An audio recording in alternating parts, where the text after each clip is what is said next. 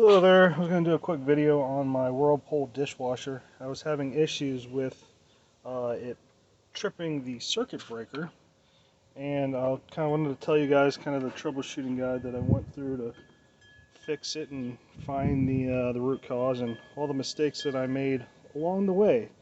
And well, the first mistake was I was assuming that it was going to be an easy fix. And I was thinking that I found the fix pretty quickly. Because like I said, it was tripping the breaker consistently. There's my son. And it was I realized later on that it was during the beginning of the cycle. So anyway, when I opened it up, I saw the heating element had black stuff all over it. And one of the first things I found in the manual was under the heating and drying. Right, where are we at? Heating and drying, oh, there it is. Under the heating and drying, it was saying that I should have 8 to 30 ohms of resistance across the heating element. So I checked that with my voltmeter across these two studs right here and here. I actually had it removed at 1.2. It was kind of corroded a little bit, but nothing too crazy. And I started coming to the conclusion that it's actually not the, it's not the heating element. So then I started going down the path of like, well, how do I eliminate all the stuff that's in here? Well, what I knew for sure was the drain would work, because when I would open the dishwasher after the breaker had tripped, it was full of water. So the inlet valve was working, and then when I canceled it after untripping the breaker, the drain pump would work. So that eliminated the drain pump from being the issue. So the drain pump was not the issue. So that pretty much left the heating element, which I was able to figure out was not the case. That led me down the path of the circulation pump. Yeah, this is your right here is your drain pump, and over here was where my my pump was installed. My issue ended up being the pump, and when I was checking resistance across these two leads right here where your power was coming in, I had no continuity at all throughout the whole thing. So the motor is shot. But this is what was confusing about it. To get an overload to occur for my breaker to trip, I'm pretty sure an open circuit would not be the issue. I think that it was actually possibly short-circuiting, but I just can't detect it with my voltmeter currently, because it doesn't make sense for it to for the breaker to trip if there's an open, because you got to have amperage for that to trip. But on here it shows the motor power, and then it shows the two leads, but it doesn't show what the ohm reading would actually be for the washer. This was a nifty guide, and how I was able to kind of bring me down the right path was it was about 1 minute in that my breaker would trip, which was the next step, which was the washing part of it. And if I kept going down for my normal wash, the next step in there would have been heating, but I never would ever get to that step. So that kind of confirmed my belief of knowing that it was not the heating element. But it was this lovely motor, which cost $150. And pretty much through this process, I realized that I don't really want to replace the motor. And a new one's about 500 bucks. And I need a new one because I use this thing about, I don't know, once every 2 days. I've got a lot of people in the house. I got my son yelling at me on the side. But anyway, they had this lovely manual that was in there that was shoved in here, and I'm thankful they did, because I wouldn't have been able to do all the troubleshooting that I was able to do. But they covered the washer motor, the heating element, and it gave good information on this.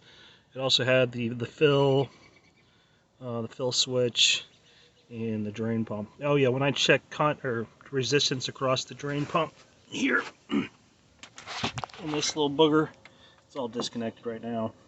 This is going to be trash anyway, so I was able to get, I think I had, let's see here, on this, my drain pump, I had, what was it, 25 ohms of resistance, and then on my heating element, I actually had 10 ohms. I did forget to mention that, and if you look at that, 10 ohms is within the normal range. So So I was able to conclude drain pump was working. Confirmed that I already knew it was, but it was a good test just to go through it, learn a little bit. But ended up buying a new dishwasher through all this, and I'm glad they shoved this paperwork in there because I would have never been able to figure out anything if it wasn't for this. So, also, I did find something else too that led me to believe that my pump was the issue initially, like it was getting clogged. So I pulled out the what is it, the catch that's in there, the filter, and there was a bunch of stuff in there.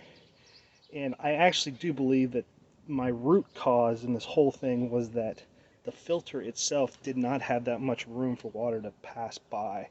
And I don't believe that the pump is cooled by the water, but if anybody can confirm that, that would be good. But I think that when it all comes down to it, it was just improper maintenance on my standpoint for me not going inside there and cleaning out that filter. My dog actually got a hold of it and ate it, so that's actually, I can't make this stuff up. She was playing with it in the yard. I'm actually outside right now. But yeah, so yeah, you think high resistance for a circuit breaker tripping, you would think that maybe there was hair in the motor and that would cause the high amp draw in it to trip, but that was not the case either. So it was still tripping. But at any rate, it was the motor.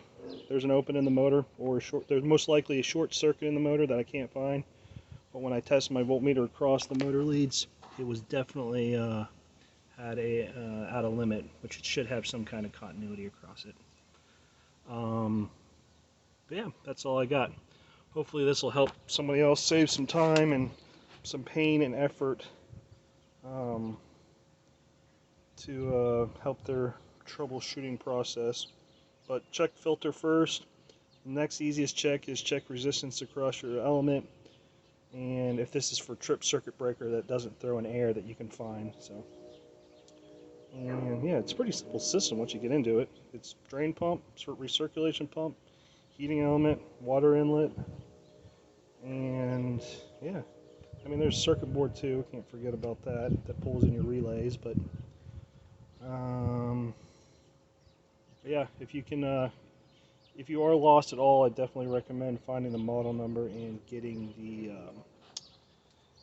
the drawings themselves, because most people that are at this point, I believe, that are looking for YouTube videos like this, they're generally some kind of service technicians. I am not a service technician. I am a service technician at my work, but not on dishwashers. I just happen to been familiarized with this realm, we'll call it. But all right, thank you for your time. Good luck.